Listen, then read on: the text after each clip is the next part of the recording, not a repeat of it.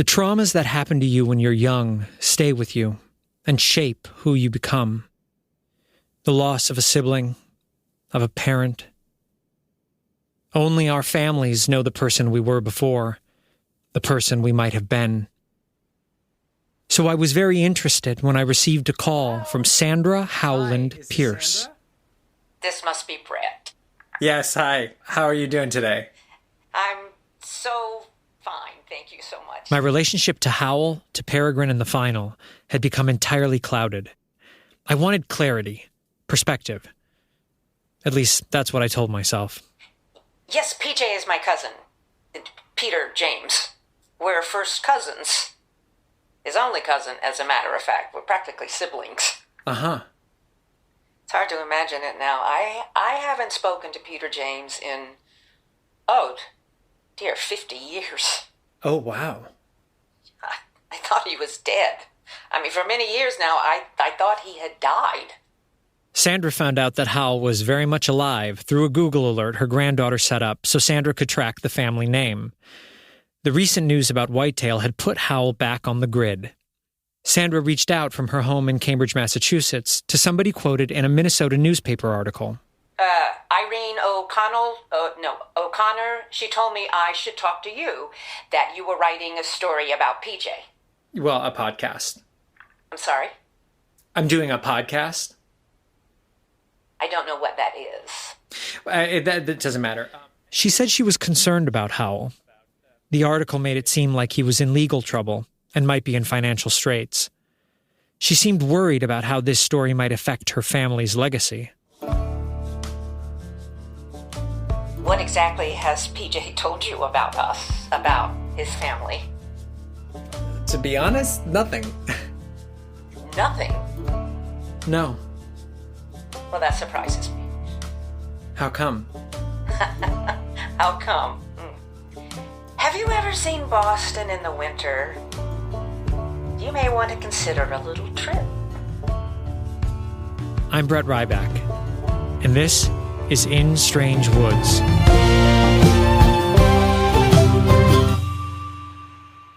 Chapter 4, The Man I Remember. I've spent the last 20 years of my life trying to piece together my own family history.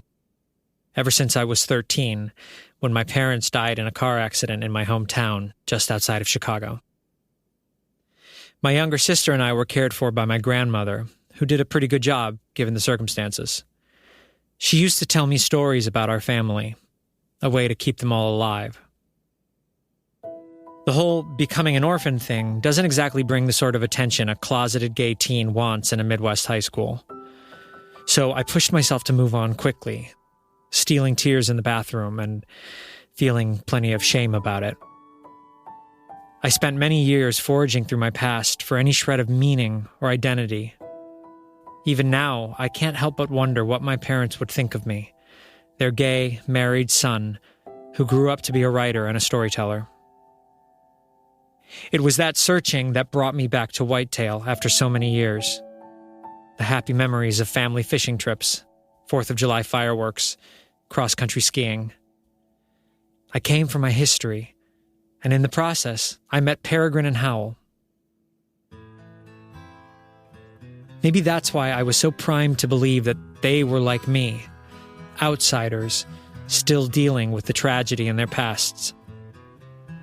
Bring gear. That was the compromise. She said the final was about overcoming being lost, not about putting ourselves in mortal danger for no reason.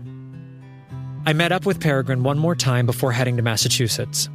She and her mother had agreed on terms for the final, which was 5 days away at this point. So we could still do it, but we have to bring enough gear to keep us safe and warm outside in the winter. My plan was to fly to Boston, interview Sandra, and then fly back in time to see the teens off on Friday morning. After the incident with the bear, Howl finally reached out to Peregrine again at the Pick and Save. He's not angry about what happened. We had a good talk, actually. He said it was a good reminder to reconnect with what's important. I asked Howl to sit for another interview. I wanted to know what went through his mind those weeks shut up in his cabin. He wasn't rude about it, But he declined. I don't like things getting so complicated, he told me. Time to simplify. He said, if you feel you've lost your stride, principles can be your guide. Concentrate on what's inside. Stay clear. Stay clear. I wanted to believe that the final was a good idea, that these kids were creating a rite of passage for themselves, one that our society neglected to give them. I wanted to believe that this was normal, necessary even. But deep down, I kept asking myself, why? Why were Peregrine, the teens, and I so willing to trust Peter Howland when so many others didn't? I told myself I had a responsibility to learn everything I could about his past, that would be my contribution to these kids. I didn't want to feel like I was sitting back and watching them risk their lives without having all the facts. People may not understand why you plan the things you plan. Do not let them turn your hand. Stay clear. Stay clear.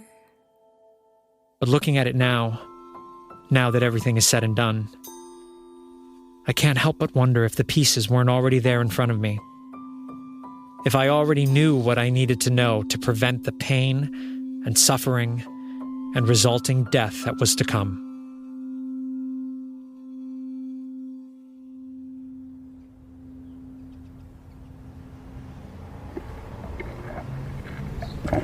Hi! Hello! Hey there. You made it! I did. Thank you.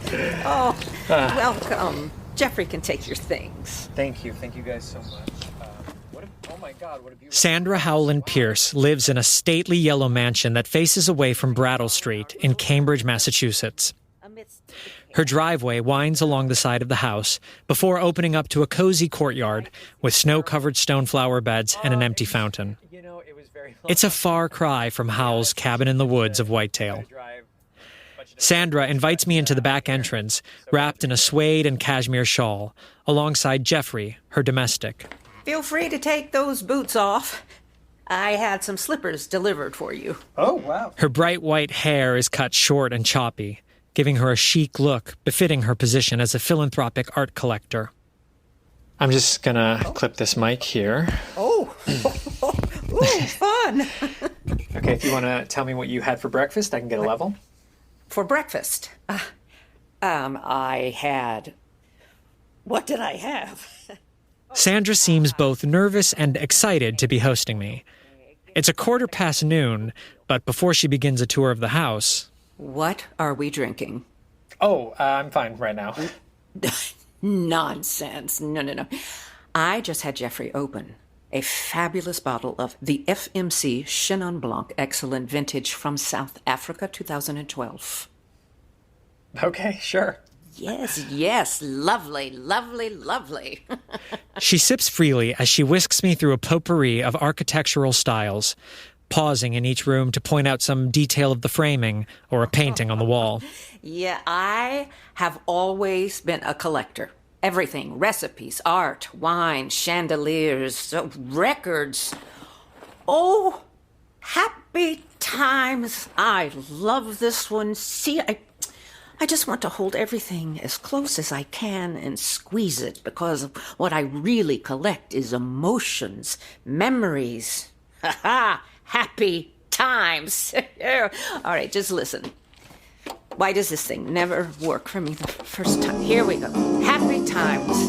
Hold on to happy times. Those happy times. Laughter, sunshine, silly nursery rhymes. Hold on to happy times. In a Scandinavian design-influenced library, she shows me her degrees from Williams College, Boston University, and Harvard, each in some aspect of design theory or art history. Hold on to happy times, those snappy happy times. Champagne, flowers, silver window chimes. Hold on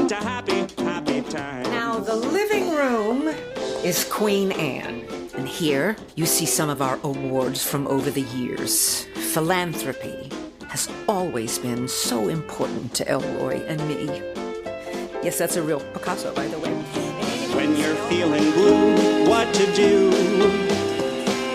Find that fond reminder of the good times that you knew. And hold on to happy times, those scrappy happy times. Music, dancing, shiny Roosevelt dimes. Hold on to happy, happy times. We finally arrive at the home's gem, a carved teak salon designed by Lockwood DeForest. Well, now most of DeForest's work no longer exists outside of museums, and he was a leader in the American aesthetic movement, which A framed photograph catches my eye.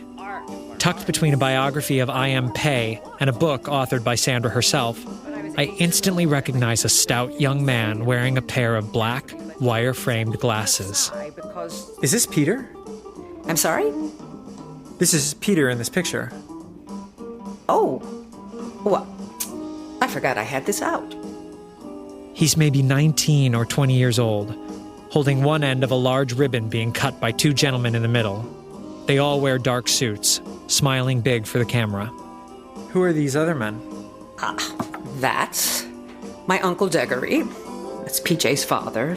And Grandpa Benjamin in the middle. And that handsome man was my father.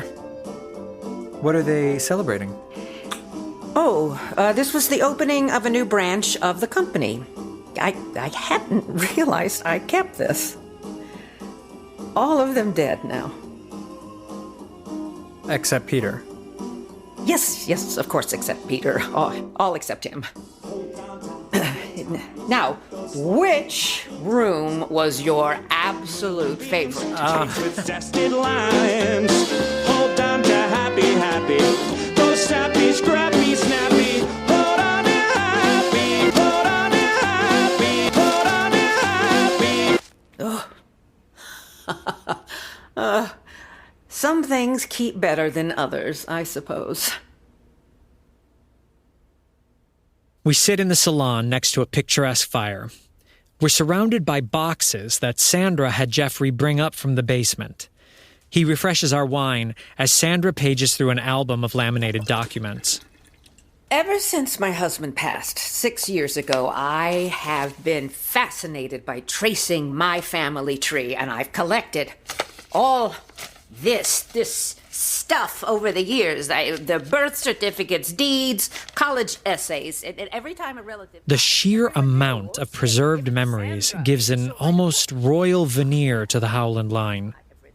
If the truth about Howl was anywhere, it was surely somewhere within these boxes. Because we are an old family. Did you here it is. Document of certification from... Oh, wow. Yes, that is right. The Mayflower Society. I am a direct descendant of John Howland, passenger on the Mayflower. That's incredible. Yes, if you're doing a story about the Howland family, well, this is a story right here. We are foundational to this country. The Howlands have been here from the beginning. Aha! Look. I think of reminding her about the people who were here before the Mayflower, but decide against it.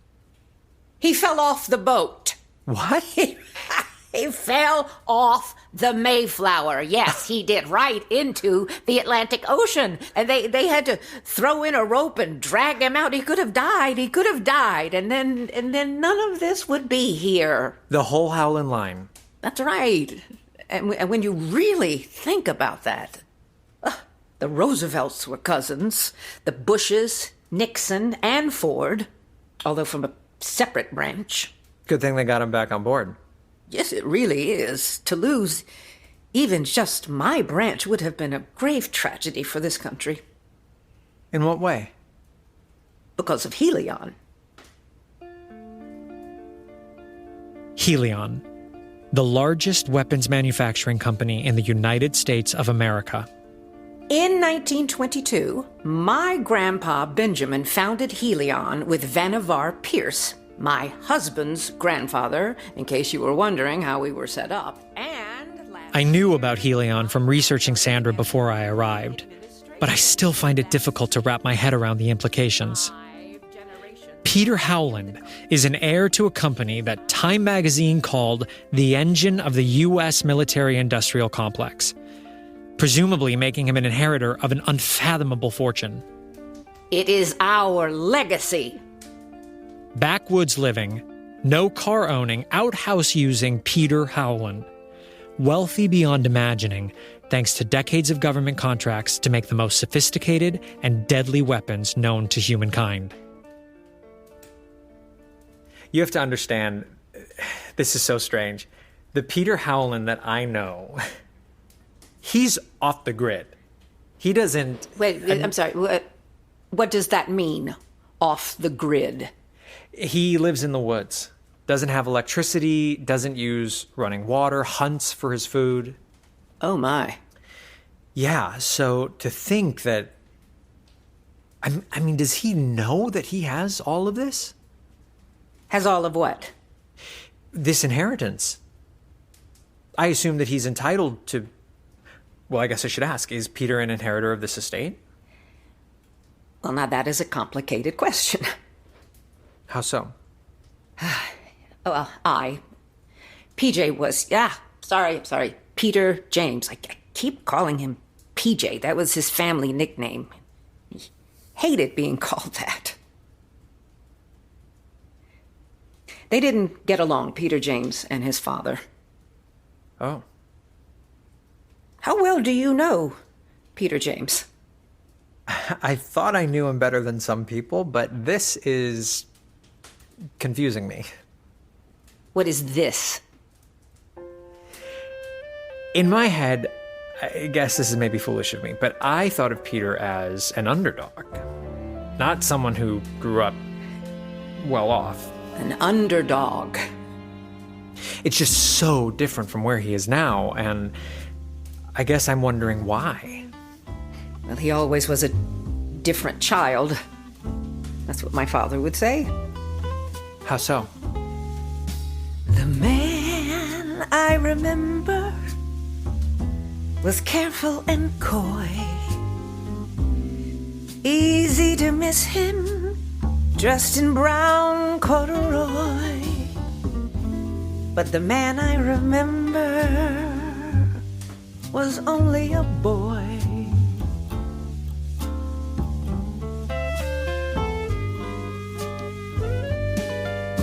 The man I remember was stubborn and bold,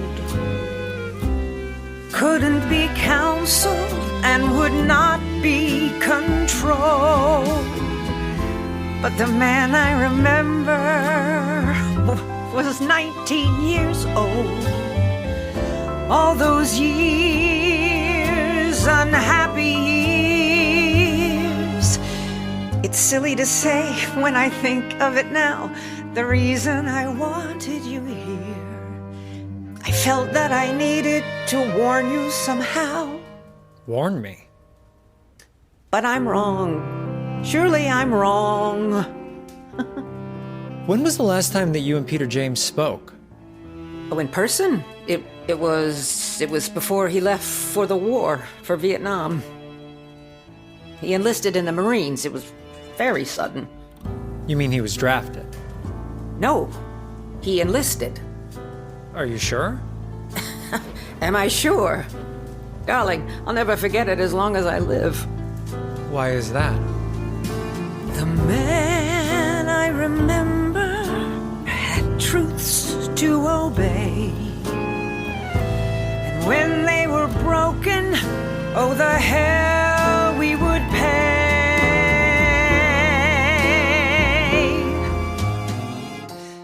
But is he still the man I remember today?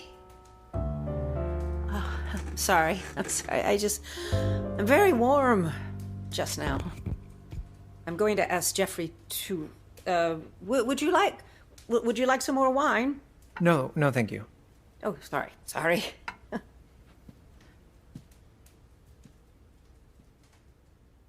The way I understood the story, the way Howl had told me, it sounded as though he was drafted into the Marines in 1967, not that he enlisted. I was a kid when I was sent to Vietnam. I found out the truth about the world then. Nobody seemed to think that was inappropriate. I can't fully explain why this distinction bothered me. I guess I assumed Howl's bitterness for war was the result of his having been forced into it. Why would he choose to go? Clarify something for me. It's my understanding that Peter James wasn't that he struggled with the idea of war. Is that how you remember him? Well, he and my Uncle Deggery were very different types of people, personalities. So, yes, they had their disagreements about the business and the way it was run. Because the business was weapons manufacturing. I think it upset Peter James that his father profited off war, that we all did, him included, which is silly, of course. He thought his father valued money over people, which wasn't true. After Howl left the Marines, he went to Pakistan and worked as a laborer in the Middle East and Africa. Eventually, he met Gerda in Egypt, and together they traveled the world. I asked Sandra if she recognizes the name Gerda Pulnick. Gerda. Was she... She was a photographer for print media abroad in the 70s and 80s. She and your cousin were very close. Oh. Well, he only wrote me once from his time abroad, so I never really knew what he was up to or whom he was close with. But, what I really wanted to share with you and your readers, or is it listeners, what have you, where are they? Portraitures. Will you look at these? Oh, how beautiful. I'm frustrated that whenever I try to turn the conversation to Howl, Sandra blushes and changes topic. I had thought she brought me here to learn the truth about Peter Howland's history. But Sandra seems more concerned that I know the rich, complicated mythology of her family legacy. Had I misunderstood her invitation? Oh yes, Howland has fought in every American war since the Revolution. Oh, I love these too. Yet the more she divulges, and the more she drinks, tiny little cracks begin to form in her story. I begin to sense that something about Howl is hiding among their happy times. Something that might reveal whether Peregrine and I were right to trust him. And it feels like Sandra, in her way, wants me to find it. That's after the break. Another glass of wine later, and much to my relief, Sandra has arrived at more recent history. Her and Howl's childhood. A period that saw the Howland family rise to great prominence and wealth, while privately, a growing conflict threatened to blow the family apart. When Uncle Deggery came back from World War II, he took the reins at Helion and turned the company from science to weapons, from making radar to making bombs. And come the 60s, we were in business big time. The Cold War's getting hotter. Europe's still a mess. Daddy's making missiles, and me, I get a brand new dress. Fortunes start to rocket. Watch them as they soar. There's nothing like a war. In the 1960s, America began outsourcing the Cold War, sending bombs to the Middle East, parts of Africa, Central and South America, all in an effort to stop the spread of communism. Meanwhile, in the States, the cash kept flowing in. Our homes keep getting bigger with every contract signed. Christmas at the White House with dolls and toys of every kind. Uncle Sam wants weapons. We keep making more. There's nothing like a war. Those war-torn countries would be the same ones Howl would later travel to with Gerda. I picture him time and again encountering weapons bearing his family crest. Try as he might to escape his family's legacy, Helion would follow him the world over. That is, until he made it to Whitetail. Did Peter ever work for the company? He did. In what capacity? Well, it was actually Peter James who suggested the company should expand into chemicals. Yes, that photo you saw, the ribbon cutting? It was his idea that they should make rocket fuel. For spaceships? For NASA? Yes, well, that's what Peter James thought, but you see, the profit was in weapons. That is what Helion was known for. Peter James wants science to be our bottom line. No more making missiles, but fuel for rockets. That was fine. His father wouldn't listen. That's what got him sore. Have you ever seen him angry? Angry how? Bang kaboom, the fights they had. Flash kablam, it's getting bad. Peter James is really mad. But our homes keep getting bigger, and there's precious shoes and jewelry and parties with the governor and Daddy's new Mercedes.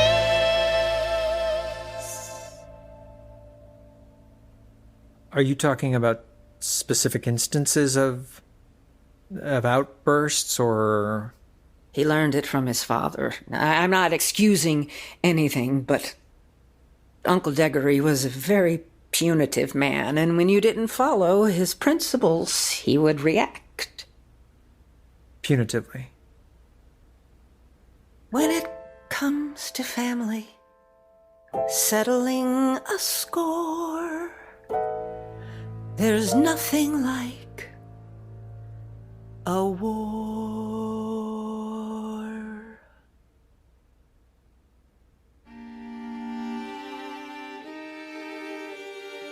2.5 hours into my conversation with Sandra, and suddenly a new picture is emerging.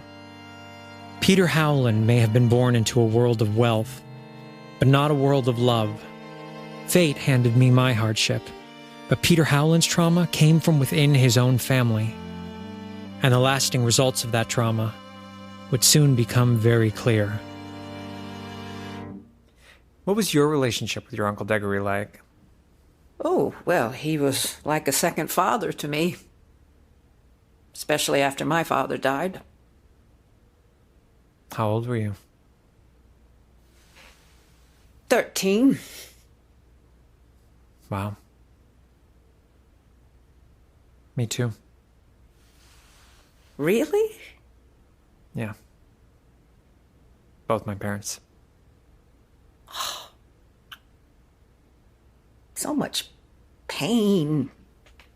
Like tiny little cracks. I mean, you don't notice them at first, but slowly they eat away at a family, at a life. You probably don't know this, but my aunt and uncle actually had 2 girls before Peter James. Oh. Yes, Charity and Mercy Howland, Peter James' sisters. They died as children. It was very tragic. A boating accident on the Cape. 6 years old. Oh my God. My Aunt Bitsy was pregnant with Peter James at the time, and then 3 months later he was born. You can imagine. All I remember of my aunt was that she cried. And she drank. At this, Sandra waved her hand in the air, shooing away memories, holding on to happy times. Well, well then, when I was born, there was a new little girl in the family, and so everyone adored me, especially my uncle. Did that ever make Peter jealous? Perhaps it did. But that's the way Uncle Deggory was. The man I remember was loving but stern. Spoiled me rotten, I later would learn. But oh, I remember how mean he could turn. Was Peter abused? Physically? Oh, well, they each threw their fair share of punches. My mother called their house Madison Square Garden, as a joke. Was there ever love there? To be honest, it's hard to say. Given what happened, it's very hard to say. What happened? The chemical plant. Peter James was the operations manager, and that was a mistake. It was becoming clear that something had happened at that chemical plant, and whatever it was had left a permanent scar on this family. The creation of Helion's chemical plant was Howl's own idea turned against him when instead of making fuel for rocket ships, they made bigger bombs.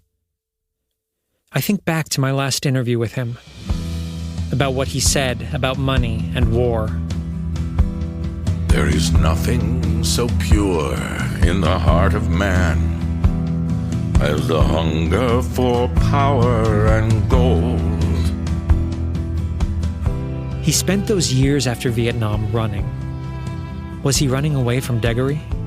His punishing father who valued profits over his own son?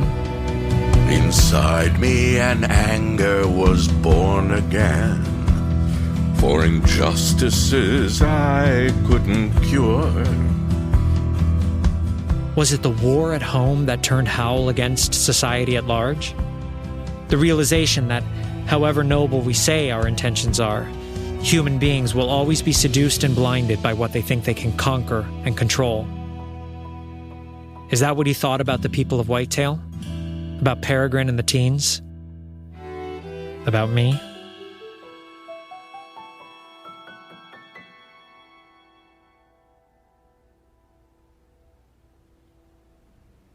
My father defended him, and often. He told my uncle that Peter James was not a bad child. He was just different. And I believe that, too, because, you see, PJ was 5 years older than I was, so I followed him around like a puppy dog. Yep, there should be a picture in here. What is this? Oh, my. This I remember, yes. Sandra is holding a small box with broken pieces of plaster of Paris. She picks up a piece and moves it thoughtfully through her fingers. I must have been 8 years old, and my parents, they were on safari, and they didn't take me, which I was dreadfully sore about, and I was left with Aunt Bitsy and Uncle Deggery. And it was summer, so Peter James was home from boarding school, and I was being such a brat, and I was so upset that I shattered a plaster cast of Mercy and Charity's handprints. They're little girls. That's awful. I'm ashamed now to remember it. But Peter James took the blame. He told his mother that he had broken it by accident, that he was showing it to me, he said, and it dropped. Well, when Uncle Deggery came home, he beat him so badly. So badly. Wow. Oh, man. Haven't thought about this in forever. I feel horrible for Peter James. I used to adore him. You have to understand that. I really did. He didn't deserve the things that happened to him when he was young. And not excusing him, but I felt horrible.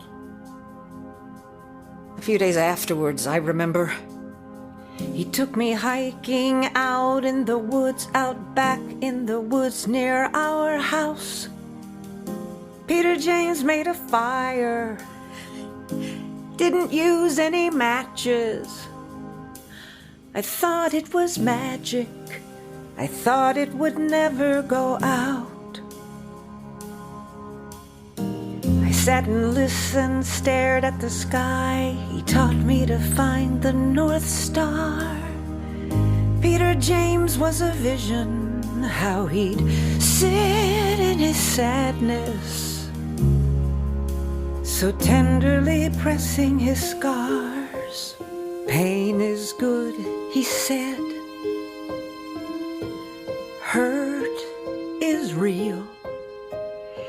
To live is to feel every ache that you feel. And I wanted to sit in the dark with him, in the dark with him, bound in a blanket of soothing despair. In the dark with him, in the dark with him. No one and nothing could break through his darkness out there. And there it was. The thing I had been feeling for a while but couldn't quite name. The thing that made Howl so alluring to the right people. To Peregrine, who lost Jacob. To me, who lost my parents. Everyone tells you to move on from grief. Howl is the only one who guides you deeper into it. I thought I had to push through the pain, push hard through the pain till it breaks. But he embraces the sorrow, holds it close for protection. A man who resists being saved. Pain is good, he thinks. I know. Hurt is real. But oh, I want to feel all the ache I can feel. I want to sit in the dark with him, in the dark with him. Take back a lifetime of tears never cried. In the dark with him, in the dark with him. No one and nothing can break through this darkness inside. But that's the trick he plays. He acts the victim, but we're the ones who suffer. What do you mean? I know what happened in that town, Brett. I read the articles. I know about the boy who died. I think he's being scapegoated. I understand wanting to defend him. I think that we impose our prejudices on somebody, and Brett! that blinds us to who they really are. You don't know who he really is. I think I do. But you don't. Trust me. You don't. There is something so pure how he shuns the world. Like his darkness might be my reprieve. Every warning I've heard turns to dust with his words. There's no room for doubt if I tune it all out and believe. I want to believe in the dark, in the dark, bound in a blanket of sinking despair. In the dark with him, in the dark with him. No one and nothing can break through. No one and nothing can break through the darkness. No, there's nothing can break through. Brett! Yes. Sorry, I'm here. I said come with me. It's time to put this to bed.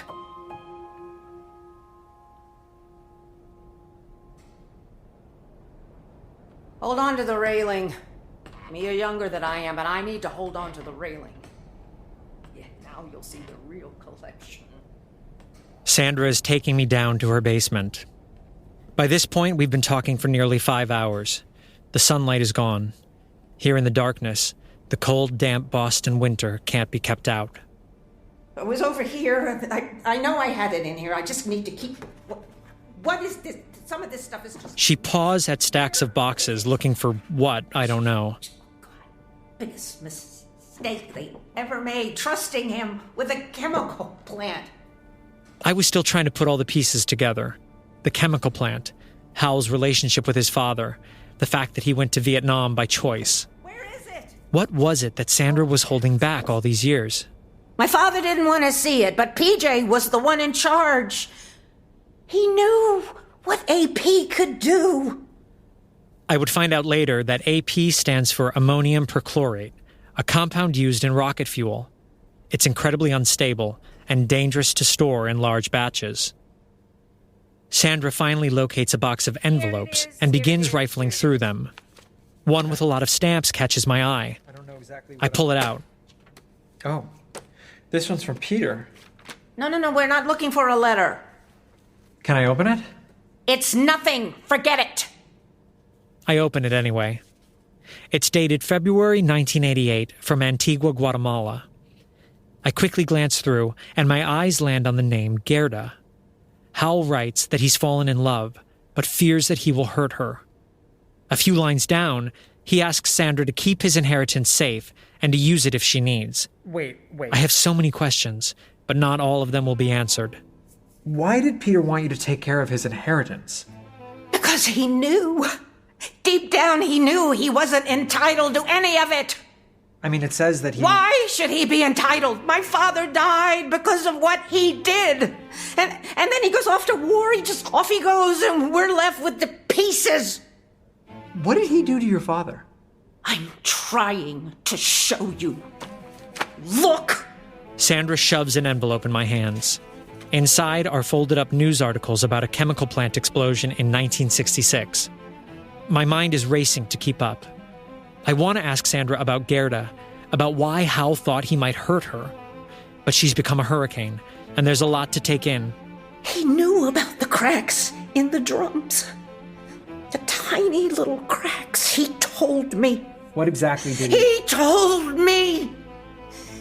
He said his father was being cheap with people. He would scream about it, and PJ saw the books. He was the one in charge. He was the one inspecting the shipments. He knew the drums would leak out. These are the tanks of... Of AP, yes. And he knew. How do you know that he... Because he told me.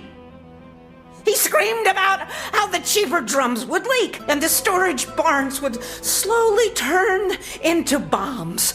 Bombs like the ones we sent overseas. Oh, he was angry. And I said, you have to tell someone. It was his job. He had to tell his father or mine about the cracks. But he kept quiet. And all it took was an electrical spark. And my father and 7 other people, all of them dead because he let them die.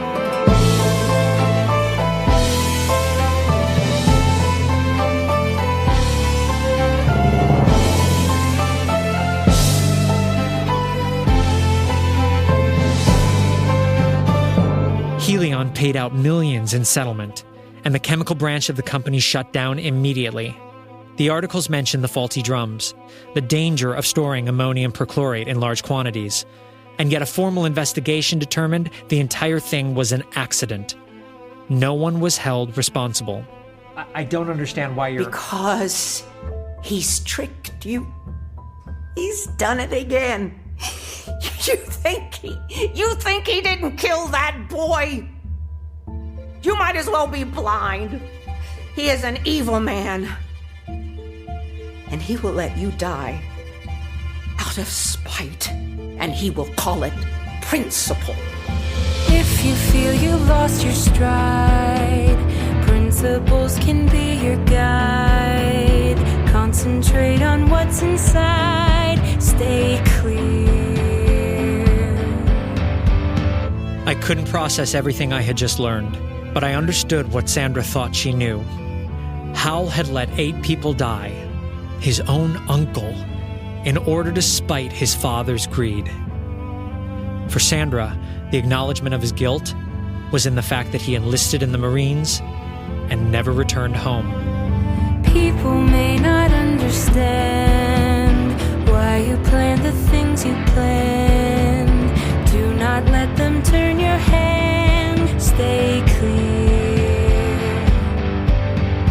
Human lives hung in the balance, and yet Howl said nothing. His act of omission seemed purposeful and direct. And if he did it once back then, could he do it again? First with Jacob and now with Peregrine? Punishment for a town who wanted to label him, control him, and throw him away? It's nearly impossible to prove intentionality in a wrongful death case. How are you going to show that somebody was motivated to not do something at the detriment of others? Only a history of that sort of malice is going to be convincing to a judge and jury. The time is now to bloom or bleed. Fall behind or take the lead. Only death is guaranteed. Stay clear. Stay clear. That night, I left Sandra and rushed to the airport. I wasn't scheduled to leave Boston until the next morning, but I wanted to get back to Whitetail right away. If only I had waited, I could have flown direct. I wouldn't have gone through Chicago and gotten stuck in a blizzard heading north. As it was, when I finally made it to Whitetail, the final had already begun. Next time.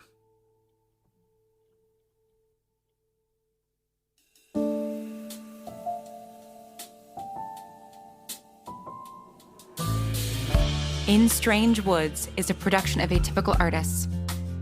The series was created and written by Jeff Luppino-Esposito, Brett Ryback, and Matt Zav. The series was directed by Jeff Luppino-Esposito, music produced by Matt Zav and Evan Cunningham, and sound designed by Brandon Grugel and Steven Jensen. In Strange Woods is executive produced by Matt Zav, Brett Ryback, Jeff Luppino-Esposito, Lauren Shippen, and Briggon Snow. For more information about the cast and crew, please visit instrangewoods.com.